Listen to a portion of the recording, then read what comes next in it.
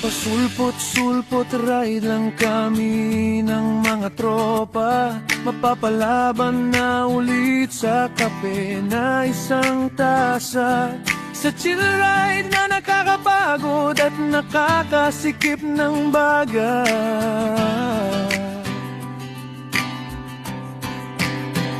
Schedule bukas alas 5 ng umaga, aakyat sa Matarik at walang katapos ang ahunan pa. Tuhod ko'y ready na, ang malakabayong sipa.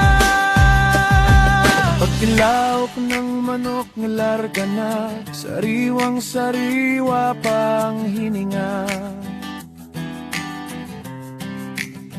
Respiratory system ko'y kondisyon na, at naibulsa na ang pangpunas sa puwet pag nagka